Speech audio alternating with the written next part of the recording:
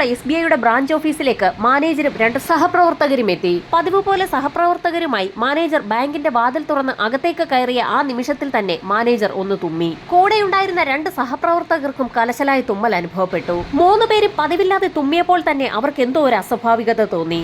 ആ സംഘം ബാങ്കിനുള്ളിലേക്ക് കടന്നപ്പോൾ തന്നെ തീർത്തും അമ്പരപ്പിക്കുന്ന ഒരു കാഴ്ച അവരെ കാത്ത് ബാങ്കിനുള്ളിലുണ്ടായിരുന്നു. ബാങ്കിനുള്ളിലാകെ മുളകുപൊടി വാരി വിതറിയിരിക്കുന്ന കാഴ്ചയാണ് ആ മൂവർ സംഘം കണ്ടത്. അത് കണ്ട ഉടൻ തന്നെ മാനേജർ ലോക്കർ റൂമിന് സമീപത്തേക്ക് ഓടിയെത്തി. ലോക്കർ റൂമുകളിലെ ലോക്കർ തുറന്നു കിടക്കുന്ന കാഴ്ചയാണ് മാനേജർ കണ്ടത്. അപ്പോഴാണ് കൂട്ടത്തിലുള്ള ഒരാളുടെ കാഴ്ചയിൽ ഒരു കാര്യം പെടുന്നത്. ലോക്കർ റൂമിന് സമീപത്തുള്ള ഒരു ജനാല അറുത്തു മാറ്റപ്പെട്ട നിലയിലായിരുന്നു. അപ്പോഴേക്കും മറ്റുള്ള സ്റ്റാഫുകളും ബാങ്കിനുള്ളിലേക്ക് എത്തുകയും ഉടൻ തന്നെ സമീപത്തുള്ള പോലീസ് സ്റ്റേഷനിൽ വിവരം അറിയിക്കുകയും ചെയ്തു. പോലീസിന്റെ നിർദ്ദേശമനുസരിച്ച് ഫോറൻസിക് സംഘവും ഡോഗ് സ്ക്വാഡും സംഭവസ്ഥലത്തെത്തി.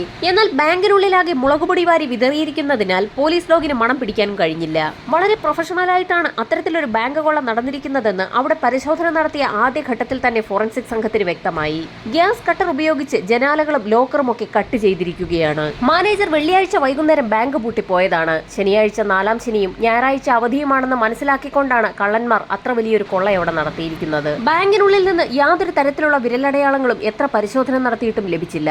വന്നവർ ഗ്ലൗസ് ധരിച്ചിരിക്കാനുള്ള സർവ്വസാധ്യതയുമുണ്ടെന്ന് പോലീസിന് വ്യക്തമായി. എല്ലാ ബാങ്കുകളിലും CCTV ഉള്ളതുകൊണ്ട് തന്നെ CCTV വിഷ്വൽസിൽ നിന്നും എന്തെങ്കിലും കിട്ടുമോ എന്നറിയാൻ പോലീസ് സംഘം കമ്പ്യൂട്ടർ റൂമിലേക്ക് എത്തിയപ്പോൾ അവിടെയും അവരെ കാത്തിരുന്നത് ഞെട്ടിക്കുന്ന ഒരു കാഴ്ചയാണ്. CCTV വിഷ്വലുകൾ ശേഖരിച്ചിരുന്ന ഹാർഡ് ഡിസ്ക് കമ്പ്യൂട്ടറിൽ നിന്നും ഇളക്കിയെടുത്തിരിക്കുകയാണ്. കള്ളന്മാർ ബാങ്കിലേക്ക് കടക്കുന്നതും അവിടെ കൊള്ള നടത്തുന്നതും തിരികെ പോകുന്നതുമായിട്ടുള്ള എല്ലാ ദൃശ്യങ്ങളും അതിൽ പതിഞ്ഞിട്ടുണ്ടാകും. എന്നാൽ ഹാർഡ് ഡിസ്ക് കള്ളന്മാർ ഇളക്കിയെടുത്തുകൊണ്ട് പോയതോടുകൂടി പോലീസിന്റെ ആ പ്രതീക്ഷയും നഷ്ടമായി. പണയ ഉരുപ്പടികൾ സൂക്ഷിച്ചിരുന്ന ലോക്കറുകളാണ് കള്ളന്മാർ കൊള്ളയടിച്ചിരിക്കുന്നത്. കളവുപോയ വസ്തുക്കളുടെ വിശദമായ ഒരു ലിസ്റ്റ് തന്നെ ബാങ്കിലുള്ള ഉദ്യോഗസ്ഥർ തയ്യാറാക്കി. 509 പേരുടെ പണയ വസ്തുക്കളാണ് ആ ലോക്കറുകളിൽ ഉണ്ടായിരുന്നത്. പണയ വസ്തുക്കളുടെ ഭാരം 17 കിലോയിൽ കൂടുതലാണ്. ഏകദേശം 13 കോടി രൂപയുടെ സ്വർണ്ണമാണ് കള്ളന്മാർ അവിടെ നിന്നും കൊള്ള നടത്തി കൊണ്ടുപോയിരിക്കുന്നത്. പോലീസ് സംഘം നടത്തിയ വിശദമായ പരിശോധനയിൽ ബാങ്കിലേക്ക് വരുന്ന വഴിയിലും മാനേജറിന്റെ ക്യാബിനിലും സ്റ്റോർ റൂമിലുമെല്ലാം മുളകുപൊടി വിതറിയിരിക്കുന്നതായി കണ്ടെത്തി. ബാങ്ക് മാനേജറുടെ ക്യാബിനിലും നടുക്കുന്ന ഒരു കാര്യം സംഭവിച്ചിട്ടുണ്ട്. ബാങ്കിൽ എന്തെങ്കിലും മോഷണമോ മറ്റോ നടന്നാൽ തൊട്ടടുത്തുള്ള സ്റ്റേഷനുകളിൽ അറിയിക്കുന്നതിനായുള്ള ഒരു അലാറം ക്യാബിനുള്ളിൽ ഉണ്ടായിരുന്നു. ആ അലാറവും കട്ട് ചെയ്തെടുത്ത നിലയിലായിരുന്നു. SP ഉമാപ്രശാന്തിന്റെ നേതൃത്വത്തിലായിരുന്നു തുടർന്നങ്ങോട്ടുള്ള അന്വേഷണം. സമീപത്തുണ്ടായിരുന്ന 12ഓളം സ്റ്റേഷനുകളിലെ സബ് ഇൻസ്പെക്ടർമാരെ അന്വേഷണ ചുമതലയും ഏൽപ്പിച്ചു. 12 അംഗ സംഘത്തെ വിവിധ ഗ്രൂപ്പുകളായി തിരിഞ്ഞ് അന്വേഷണത്തിന്റെ വിവിധ ചുമതലകളാണ് ഏൽപ്പിച്ചത്. സംഭവം നടന്ന ദിവസങ്ങളോടടുപ്പിച്ച് സമീപ പ്രദേശങ്ങളിലൂടെ കടന്നുപോയ ആളുകളുടെയൊക്കെ മൊബൈൽ ഫോണുകൾ കേന്ദ്രീകരിച്ച് ഒരു അന്വേഷണം നടത്താനായിരുന്നു ആദ്യഘട്ടത്തിൽ തീരുമാനിച്ചത്. സമീപത്തുണ്ടായിരുന്ന മൊബൈൽ ടവറുകളുടെ കീഴിലൂടെ കടന്നുപോയിട്ടുള്ള എല്ലാ മൊബൈൽ ഫോണുകളുടെയും ഡീറ്റെയിൽസ് എടുക്കാൻ ഒരു സംഘത്തിന് നിർദ്ദേശം നൽകി. ഇതോടൊപ്പം തന്നെ ഏകദേശം 50 കിലോമീറ്റർ ചുറ്റളവിലുള്ള എല്ലാ CCTVകൾ കേന്ദ്രീകരിച്ചും ഒരു അന്വേഷണം നടത്താൻ ഉത്തരവിട്ടു. ടോൾ കൊടുത്ത് കടന്നു പോകുന്ന വഴികൾ അവിടെ ഉള്ളതുകൊണ്ട് തന്നെ അത്തരത്തിൽ പുതിയതായി കടന്നു വന്നിട്ടുള്ള വാഹനങ്ങളുടെയൊക്കെ വിശദമായ ഒരു ലിസ്റ്റ് തന്നെ എടുക്കാൻ ഒരു സംഘത്തെ നിയോഗിച്ചു. സമാന രീതിയിലുള്ള മോഷണം മറ്റെവിടെയെങ്കിലും നടന്നിട്ടുണ്ടോ എന്ന് അന്വേഷിക്കാനും പോലീസ് സംഘം തീരുമാനിച്ചു.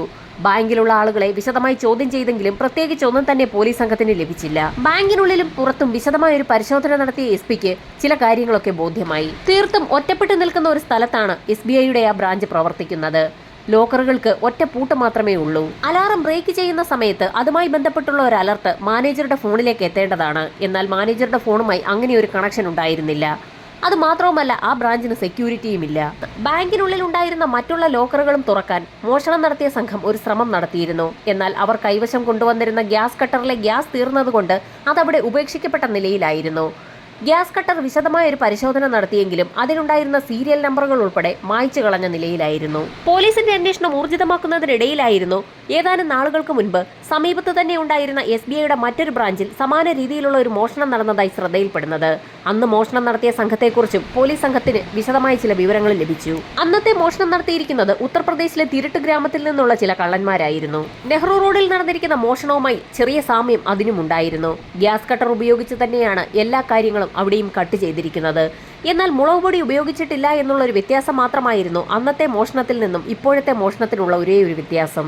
മൊബൈൽ ടവർ ലൊക്കേഷനുകൾ കേന്ദ്രീകരിച്ച് നടത്തിയ അന്വേഷണത്തിൽ പ്രത്യേകിച്ചൊന്നും തന്നെ കണ്ടെത്താൻ പോലീസിന് കഴിഞ്ഞില്ല.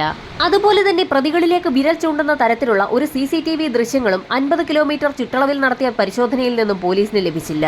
ടോൾ ഗേറ്റുകൾ കേന്ദ്രീകരിച്ച് നടത്തിയ അന്വേഷണത്തിലും നിരാശയായിരുന്നു ഫലം. ടോൾ ഗേറ്റ് കടക്കാതെ ഉത്തർപ്രദേശിൽ നിന്നുള്ള തിരുട്ട് ഗ്രാമങ്ങളിൽ നിന്നുള്ള ആളുകൾക്ക് മറ്റുള്ള സ്ഥലത്തേക്ക് കടക്കാനുള്ള ഒരേയൊരു മാർഗം ട്രെയിൻ മാർഗം മാത്രമാണ്. 10,000-കണക്കിന് ആളുകളാണ് കർണാടക സ്റ്റേഷനുകളിൽ ദിവസവും വന്നു പോകുന്നത്. റെയിൽവേ സ്റ്റേഷനുകൾ കേന്ദ്രീകരിച്ച് CCTV ഫൂട്ടേജുകൾ പരിശോധിക്കാൻ തുടങ്ങിയാൽ അത് വലിയൊരു ടാസ്ക് ആണെങ്കിൽ പോലും അത്തരത്തിൽ വലിയൊരു റിസ്ക് ഏറ്റെടുക്കാനും പോലീസ് സംഘം തയ്യാറായി. അന്വേഷണത്തിന്റെ ഭാഗമായി SP-യുടെ നിർദ്ദേശപ്രകാരം പോലീസ് സംഘം വിവിധ ഗ്രൂപ്പുകളായി തിരിഞ്ഞ് ഇന്ത്യ മുഴുവൻ അന്വേഷണം നടത്തിയെന്ന് തന്നെ പറയാം. അന്വേഷണത്തിന്റെ ഭാഗമായി ഒരു സംഘം ആളുകൾ കേരളത്തിലേക്കും കർണാടകത്തിലെ വിവിധ ഭാഗങ്ങളിലേക്കും തമിഴ്നാട്ടിലേക്കും രാജസ്ഥാനിലേക്കും ഗുജറാത്തിലേക്കും വരെ പോയി. സംശയം തോന്നിയ പല ആളുകളെ ചോദ്യം ചെയ്തെങ്കിൽ പോലും ഒരു വിവരവും ലഭിച്ചില്ല. പല സ്ഥലങ്ങളിൽ നടത്തിയ അന്വേഷണത്തിന്റെ ഭാഗമായി ദാവങ്കരി പോലീസ് സ്ഥിരമായി ബാങ്ക് മോഷണം നടത്തുന്ന 5 പേരെ കസ്റ്റഡിയിലെടുത്തു. അവരെ ചോദ്യം ചെയ്തെങ്കിലും പിന്നീട് മാധ്യമങ്ങളോട് അവർക്ക് ഈ മോഷണവുമായി യാതൊരു ബന്ധവുമില്ല എന്നാണ് പോലീസ് സംഘത്തിന് പറയേണ്ടി വന്നത്. ഇന്ത്യയൊട്ടാകെ അന്വേഷണം നടത്തിയിട്ടും ഒരു തുമ്പും ലഭിക്കാത്ത സാഹചര്യത്തിൽ ഇൻസ്പെക്ടർമാരുടെ കൂട്ടത്തിൽ ഒരാൾക്ക് ഒരു സംശയം തോന്നി. മറ്റുള്ള സംസ്ഥാനങ്ങൾ കേന്ദ്രീകരിച്ച് അന്വേഷണം നടത്തിയപ്പോൾ ലോക്കൽ ആളുകളെ അന്വേഷണത്തിൽ നിന്നും വിട്ടുപോയോ എന്നുള്ളതായിരുന്നു ആ സംശയം. സെക്യൂരിറ്റി തീർത്തും ദുർബലമായ ഒറ്റപ്പെട്ട ഒരു സ്ഥലത്ത് മറ്റ് കെട്ടിടങ്ങളൊന്നുമില്ലാത്ത ഒരു ഏരിയയിൽ നിൽക്കുന്ന ഈ ബാങ്കിൽ മോഷണം നടത്തണമെങ്കിൽ ബാങ്കിനെ നന്നായി അറിയുന്ന ചില വ്യക്തികളാകണ്ടേ മോഷണം നടത്താൻ എന്നുള്ളതായിരുന്നു ഇൻസ്പെക്ടറുടെ സംശയം. സാധാരണയായി എല്ലാ ബാങ്കിന്റെയും ചുവരുകൾ തീർത്തും ശക്തമായിരിക്കും. ഒരു കാരണവശാലും ലോക്കർ റൂമിന്റെ ഭാഗങ്ങളിൽ ജനാലകൾ ഉണ്ടാകാൻ സാധ്യതയും കുറവാണ്. അങ്ങനെയൊരു സാധ്യത ഉണ്ടെങ്കിൽ അത് ഈ ബാങ്കിൽ മാത്രമായിരിക്കും. അതുകൊണ്ട് തന്നെ ബാങ്കിനെ കുറിച്ച് നന്നായി അറിയാവുന്ന വ്യക്തികളായിരിക്കാം മോഷണത്തിന് പിന്നിലെന്ന് പോലീസ് ഉറപ്പിച്ചു. ബാങ്കിൽ സ്ഥിരമായി ഇടപാട് നടത്തുന്നവർക്കോ ആ സമീപ പ്രദേശങ്ങളിൽ താമസിക്കുന്നവർക്കോ ആണ് ബാങ്കിനെ കുറിച്ച് നന്നായി അറിയാവുന്നത്. അത് മാത്രവുമല്ല, മോഷണം നടന്ന ദിവസങ്ങളിലെ മൊബൈൽ ഡാറ്റ റെക്കോർഡുകൾ മാത്രമായിരുന്നു പോലീസ് സംഘം ശേഖരിച്ചത്. സംഭവം നടക്കുന്നതിന് 1 മാസം മുൻപ് വരെയുള്ള കോൾ ഡാറ്റ റെക്കോർഡുകൾ ശേഖരിക്കാൻ പോലീസ് സംഘത്തിന് SP നിർദ്ദേശം നൽകി. ബാങ്കിരിക്കുന്ന സ്ഥലത്തിന് ചുറ്റുവട്ടത്തുള്ള പ്രദേശങ്ങളിലെ ആളുകളുടെ കോൾ ഡാറ്റ വിവരങ്ങൾ പരിശോധിക്കുന്നതിനിടയിലാണ് പോലീസിന്റെ ശ്രദ്ധയിൽ ചില കാര്യങ്ങൾ പെട്ടത്. ആ പ്രദേശത്തുള്ള ചില മൊബൈൽ ഫോണുകൾ ബാങ്കിൽ മോഷണം നടക്കുന്നതിന് ഏകദേശം 75 മണിക്കൂറുകൾക്ക് മുൻപ് സ്വിച്ച്ഡ് ഓഫ് ആയിരിക്കുകയാണ്. 1-2 മൊബൈൽ ഫോണാണ് സ്വിച്ച്ഡ് ഓഫ് ആയിരിക്കുന്നതെങ്കിൽ പോലീസ് അതത്ര കാര്യമാക്കുകയില്ലായിരുന്നു. ഇവിടെ 6-7 മൊബൈൽ ഫോണുകൾ ഒരേ സമയം സ്വിച്ച്ഡ് ഓഫ് ആയിരിക്കുകയാണ്. പിന്നീട് ആ ഫോണുകൾ ബാങ്കിൽ മോഷണം നടന്നതിന് ശേഷം ഏകദേശം 74 മണിക്കൂറുകൾ പിന്നിട്ട സമയത്ത് ഒരേ സമയത്ത് ഓൺ ആയിരിക്കുകയും ചെയ്തിട്ടുണ്ട്. സ്വിച്ച്ഡ് ഓഫ് ആയിരിക്കുന്ന മൊബൈൽ ഫോണുകളുടെ ഉടമകളെ കേന്ദ്രീകരിച്ച് ഒരു അന്വേഷണം നടത്താൻ SP ഉത്തരവിട്ട അതേ സമയത്തായിരുന്നു സൈബർ സെല്ലിന്റെ ഭാഗത്തു നിന്നും മറ്റൊരു വിവരം പോലീസിന് ലഭിക്കുന്നത്. സ്വിച്ച്ഡ് ഓഫ് ആയതിൽ ഒരു ഫോൺ പിന്നീട് ഓൺ ആയിരിക്കുന്നത് മധുരയിൽ വെച്ചാണ്. മധുരയിൽ സ്വിച്ച് ഓൺ ആയ മൊബൈൽ ഫോണിനെ കേന്ദ്രീകരിച്ചൊരു അന്വേഷണം നടത്തിയപ്പോൾ അത് മധുര സ്വദേശിയായ വിജയകുമാർ എന്ന വ്യക്തിയുടേതാണെന്ന് തെളിഞ്ഞു. നിലവിൽ അയാൾ മോഷണം നടന്ന ബാങ്കിന് സമീപം കട നടത്തിക്കൊണ്ടിരിക്കുകയാണ്. ബാങ്ക് മോഷണത്തിന് മുൻപും അതിനുശേഷവുമുള്ള വിജയകുമാറിന്റെ നാമതിയിലെ ജീവിതത്തെക്കുറിച്ച് പോലീസ് സംഘം അന്വേഷണം നടത്തിയെങ്കിലും സംശയിക്കത്തക്കതായി ഒന്നും തന്നെ കണ്ടെത്താൻ കഴിഞ്ഞില്ല. എന്നാൽ മധുരയിൽ ആ ഫോൺ സ്വിച്ച്ഡ് ഓഫ് ആയതിൽ പോലീസിന് ഏറെ കൗതുകമുണ്ടായിരുന്നു. അതുകൊണ്ട് തന്നെ അയാളുടെ സ്വദേശമായ മധുരയിലെ പോലീസ് സ്റ്റേഷൻ കേന്ദ്രീകരിച്ച് വിജയകുമാറിനെ കുറിച്ച് പോലീസ് സംഘം ഒരു അന്വേഷണം നടത്തി. വിജയകുമാറിന്റെ കഴിഞ്ഞ ഏതാനും ദിവസങ്ങളിലെ ചില പ്രവൃത്തികളൊക്കെ അങ്ങനെയാണ് മധുര പോലീസ് ദാവങ്കര പോലീസിന് റിപ്പോർട്ട് ചെയ്യുന്നത്. റിപ്പോർട്ട് കിട്ടിയ ഉടൻ തന്നെ ദാവങ്കര SP വിജയകുമാറിനെ സ്റ്റേഷനിലേക്ക് വിളിച്ചു വരുത്തി ചോദ്യം ചെയ്തു. ബാങ്ക് മോഷണം നടന്ന ദിവസം എന്തുകൊണ്ടാണ് വിജയകുമാറിന്റെ ഫോൺ 72 മണിക്കൂറോളം സ്വിച്ച്ഡ് ഓഫ് ആയി ഇരുന്നതെന്നായിരുന്നു പോലീസിന്റെ ചോദ്യം. എന്നാൽ തന്റെ ഫോണിന് ചില കംപ്ലൈന്റ് ഉണ്ടായിരുന്നെന്നും അത് നന്നാക്കാൻ കൊടുത്തിരിക്കുകയായിരുന്നു എന്നും വിജയകുമാർ മറുപടിയും പറഞ്ഞു. ഈ സമയത്തായിരുന്നു SP നിർണായകമായ ഒരു ചോദ്യം വിജയകുമാറിനോട് ചോദിക്കുന്നത്. മൊബൈൽ ഷോപ്പിൽ നിന്ന് ഫോൺ നന്നാക്കി കിട്ടിയ ശേഷം വിജയകുമാർ മധുരയിൽ വെച്ചാണോ മൊബൈൽ ഫോൺ ഓൺ ആക്കിയതെന്നായിരുന്നു SP ചോദിച്ചത്. താൻ മധുരയിലേക്ക് പോയ കാര്യം പോലീസ് എങ്ങനെയാണ് അറിഞ്ഞതെന്നുള്ളതായിരുന്നു അയാളുടെ സംശയം. ബാങ്ക് മോഷണം നടന്ന പ്രദേശത്തുള്ള ഒരു മൊബൈൽ ഷോപ്പിൽ തന്നെയാണ് താൻ മൊബൈൽ ഫോൺ നന്നാക്കാൻ കൊടുത്തതെന്നും അവിടെ നിന്ന് നന്നാക്കി കിട്ടിയ ശേഷം അവിടെ വെച്ച് തന്നെ താൻ മൊബൈൽ ഫോൺ സ്വിച്ച് ഓൺ ആക്കിയെന്നും വിജയകുമാർ പറഞ്ഞ സമയത്ത് SP ഒരു നിർണായക കാര്യം പറഞ്ഞു. പോലീസിന് കിട്ടിയ വിവരമനുസരിച്ച് വിജയകുമാർ മൊബൈൽ ഫോൺ മധുരയിൽ വെച്ചാണ് സ്വിച്ച് ഓൺ ആക്കിയതെന്നുള്ള കാര്യം ഞങ്ങൾക്ക് വ്യക്തമായി എന്ന് പോലീസ് പറഞ്ഞതോടുകൂടി വിജയകുമാർ ആകെ വിളറി വെളുത്തു. ആകെ ഞെട്ടിത്തെറിച്ചിരിക്കുന്ന വിജയകുമാറിന്റെ മുഖത്ത് നോക്കി ആ സ്വർണമൊക്കെ താൻ എങ്ങനെയാണ് വിറ്റതെന്നുകൂടി SP ചോദിച്ചപ്പോൾ അയാൾക്ക് പിന്നീട് ഒന്നും പറയാൻ കഴിഞ്ഞില്ല. അത് മാത്രവുമല്ല, ഉമാപ്രശാന്ത് എന്ന SP മറ്റു ചില കാര്യങ്ങൾ കൂടി വിജയകുമാറിനോട് പറഞ്ഞു. ബാങ്ക് മോഷണം നടത്തി ലഭിച്ച സ്വർണവുമായി വിജയകുമാർ മധുരയിലേക്ക് പോയതും ആ സ്വർണം വിറ്റ് പണമാക്കുകയും വീടിനും സ്ഥലത്തിനും അഡ്വാൻസ് കൊടുക്കുകയും ചെയ്ത വിവരം തങ്ങൾ അറിഞ്ഞു എന്നുകൂടി കൂട്ടിച്ചേർത്തപ്പോൾ അയാൾ ആകെ വിളറി വെളുത്തു. താൻ എല്ലാം പറയാമെന്ന് അയാൾ SP-യോട് പറഞ്ഞ സമയത്തായിരുന്നു വിജയകുമാറിന്റെ കൂട്ടാളികളെ കൂടി അപ്പുറത്തെ മുറിയിൽ നിന്നും വിളിച്ചു വരുത്താമെന്ന് SP അയാളോട് പറയുന്നത്. വിജയകുമാർ ശരിക്കും അമ്പരന്നു എന്ന് തന്നെ പറയാം. തൊട്ടപ്പുറത്തെ മുറിയിൽ നിന്നും വിജയകുമാറിന്റെ അനിയൻ അജയകുമാറിനെയും അയാളുടെ അളിയനെയും മറ്റു സുഹൃത്തുക്കളെയും ഒക്കെയായിരുന്നു പോലീസ് വിളിച്ചു വരുത്തിയത്. താൻ പിടിക്കപ്പെട്ടു എന്ന് മനസ്സിലാക്കിയ വിജയകുമാർ പോലീസിനോട് പല കാര്യങ്ങളും പറഞ്ഞു തുടങ്ങി. ഏകദേശം 25 വർഷങ്ങൾക്ക് മുൻപായിരുന്നു മധുരയിൽ നിന്നും നിലവിൽ ബാങ്ക് മോഷണം നടന്നിരിക്കുന്ന നാമതി മേഖലയിലേക്ക് വിജയകുമാർ താമസത്തിനെത്തിയത്. ചെറിയൊരു ബേക്കറി നടത്തിയിരുന്ന അയാൾക്ക് തന്റെ ബേക്കറി ഒന്ന് വികസിപ്പിക്കണമെന്ന് തോന്നി. അതിനായി 15 ലക്ഷം രൂപ വായ്പ എടുക്കുന്നതിനായി മോഷണം നടന്ന SBI ബാങ്കിനെ അയാൾ സമീപിക്കുകയും ചെയ്തിരുന്നു. എന്നാൽ വിജയകുമാറിന്റെ ക്രെഡിറ്റ് സ്കോർ മോശമായതുകൊണ്ട് തന്നെ ലോണിനുള്ള അപേക്ഷ SBI ബാങ്ക് തള്ളിക്കളഞ്ഞു. ഏതാനും നാളുകൾക്ക് ശേഷം വിജയകുമാർ തന്റെ അനുജൻ അജയ്കുമാറിന്റെ പേരിൽ അതേ ബാങ്കിൽ ഒരു ലോണിന് അപേക്ഷ കൊടുത്തു. നേരത്തെ സംഭവിച്ചതുപോലെ തന്നെ ബാങ്ക് ആ അപേക്ഷയും നിരസിച്ചു. ഈ സമയത്തായിരുന്നു വിജയകുമാറിന്റെ പിതാവിന് ഒരു ആക്സിഡന്റ് ഉണ്ടാകുന്നതും കുടുംബമാകെ കടക്കണിയിലാകുന്നതും. കുടുംബത്തെ കടക്കണിയിൽ നിന്ന് രക്ഷിക്കാനും ബിസിനസ് ഒന്ന് വിപുലീകരിക്കാനും വേണ്ടിയായിരുന്നു അയാൾ വീണ്ടും വീണ്ടും ബാങ്കിനെ സമീപിച്ചുകൊണ്ടിരുന്നത്. ഒടുവിൽ സഹികെട്ട വിജയകുമാർ ബാങ്കിനുള്ളിൽ നിന്നും പണമെടുക്കാൻ തന്നെ തീരുമാനിച്ചു. പോലീസ് പിടിക്കാത്ത രീതിയിൽ ബാങ്കിൽ നിന്നും എങ്ങനെ പണമെടുക്കാമെന്നുള്ളതിനെക്കുറിച്ച് അയാൾ യൂട്യൂബിൽ വിശദമായ ഒരു പഠനം തന്നെ നടത്തി. നിരവധി വീഡിയോകളാണ് അതിനുവേണ്ടി അയാൾ കണ്ടു തീർത്തത്. ബാങ്ക് മോഷണവുമായി ബന്ധപ്പെട്ടുള്ള സിനിമകളും നിരവധിയാണ് അയാൾ കണ്ടു തീർത്തത്. അതിൽ നിന്നും അയാൾക്കൊരു കാര്യം വ്യക്തമായി. ബാങ്ക് മോഷണം പോലെ റിസ്ക് ഉള്ള ഒരു പരിപാടി നടത്തിയെടുക്കണമെങ്കിൽ ഒരു ടീം തന്നെ ആവശ്യമാണ്.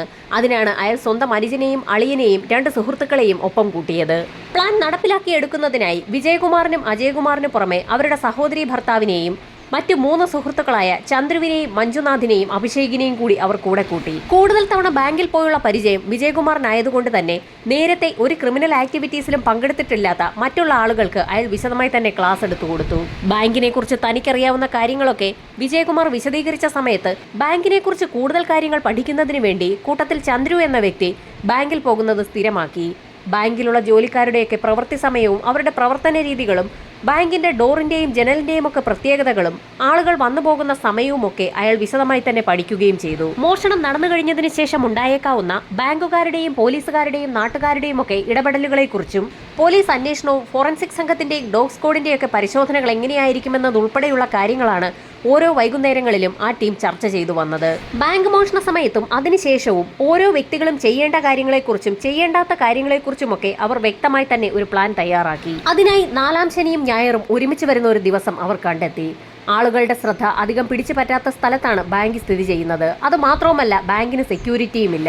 മാനേജറിന്റെ ക്യാബിനിൽ അലാറമുണ്ട്. വാതിൽ തകർത്താൽ മാത്രമേ അലാറം ശബ്ദിക്കുകയുള്ളൂ. അതുകൊണ്ട് തന്നെ വാതിൽ തകർക്കാതെ എങ്ങനെ അകത്ത് കടക്കാമെന്നുള്ള അവരുടെ പ്ലാനിങ്ങിന്റെ ഭാഗമായി ബാങ്കിന് പിൻഭാഗത്തുള്ള ജനൽ അറുത്തുമാറ്റാൻ തന്നെ അവർ തീരുമാനിച്ചു. അതിനായി ഗ്യാസ് കട്ടറുകളും ഹൈഡ്രോളിക് കട്ടറുകളും ഒക്കെ ഉപയോഗിക്കാൻ ആ സംഘം തീരുമാനിച്ചു. മോഷണം നടത്തുന്നതിന് ആവശ്യമായ സാധനങ്ങളൊക്കെ അവർ വാങ്ങിക്കൂട്ടുകയും അതൊക്കെ വർക്ക് ചെയ്യുന്നുണ്ടോ എന്ന് ഉറപ്പാക്കുകയും ചെയ്തു. സാധാരണ ഇത്തരത്തിലുള്ള മോഷണങ്ങൾ നടക്കുമ്പോൾ മൊബൈൽ ഫോൺ കേന്ദ്രീകരിച്ചുള്ള അന്വേഷണത്തിന്റെ ഭാഗമായാകും പ്രതികളെ പിടികൂടുക. അതുകൊണ്ട് തന്നെ മോഷണം നടക്കുന്ന ദിവസം മാത്രം മൊബൈൽ ഫോൺ സ്വിച്ച് ഓഫ് ആക്കാതെ മോഷണം നടക്കുന്നതിന് 2 ദിവസം മുൻപ് തന്നെ എല്ലാവരും മൊബൈൽ ഫോൺ സ്വിച്ച് ഓഫ് ആക്കാനും മോഷണം നടന്ന 2 ദിവസത്തിന് ശേഷം മൊബൈൽ പിന്നീട് ഓൺ ആക്കാനും തീരുമാനിച്ചു. സംഭവം നടന്ന ദിവസം രാത്രിയിൽ ഏകദേശം 4 കിലോമീറ്ററോളം വയലിലൂടെ നടന്നാണ് ആ സംഘം ബാങ്കിന് സമീപം എത്തിയത്.